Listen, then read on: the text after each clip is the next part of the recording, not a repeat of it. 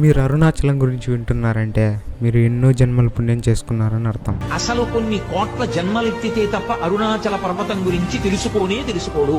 అరుణాచల ప్రవేశమునకు ముందు, అరుణాచల ప్రవేశము తరువాత అని జీవుడికి విభాగం చేస్తారు.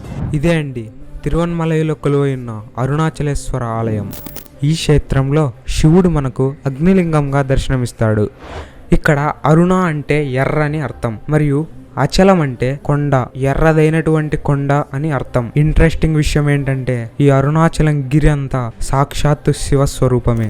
మరి ఆ పరమేశ్వరుడు ఎక్కడ ఉంటాడో నంది కూడా అక్కడే ఉంటాడు కదా. మీరు బాగా అబ్జర్వ్ చేస్తే అరుణాచలం పర్వతం పైన నంది హెడ్ ఆకారంలో ఒకటి కనబడుతుంది అనమాట. అదే నంది. ఈ ఆలయానికి ఒక ఆసక్తికరమైన చరిత్ర ఉంది. ఓనాడు బ్రహ్మదేవుడు మరియు మహావిష్ణు ఎవరు మనలో గొప్ప అని ఆర్గ్యుమెంట్ చేస్తున్నారు. ఇంతలో శివుడు అక్కడికి వచ్చాడు. ఇదంతా చూసి శివుడు ఒక అగ్ని స్తంభంగా మారాడు. దీని ఆది మరియు అంతం ఎక్కడుందో తెలుసుకోండి అని చెప్తాడు. సరే అని చెప్పి విష్ణుమూర్తి వరాహ అవతారం దాల్చి కిందికి వెళ్ళడం ప్రారంభిస్తాడు. మరియు బ్రహ్మ ఏమో హంసగా మారి పైకి వెళ్తాడు. కాసేపటి తర్వాత మహావిష్ణువు పాతాళానికి తవ్వి శివుడు పాదాలని పట్టుకుంటాడు. ఇంకా శివుడు అయ్యో మనలో మనం ఒకటే అని చెప్తాడు. ఆ తర్వాత శివుడు ఇంకా విష్ణువు కలిసి బ్రహ్మ వద్దకు వస్తారు. అప్పుడు బ్రహ్మ నేను ఆదిని అంటే బిగినింగ్ కనుగొన్నాను అని అబద్ధం చెప్తాడు. అప్పుడు శివుడు కోప్పడి నీకు భూమి మీద అసలు గుడే ఉండదు, ఇంకా నీకు పూజలు కూడా జరగవని శపిస్తాడు. సో ఇది అరుణాచలం క్షేత్రానికి ఉన్న విశేషమైన చరిత్ర.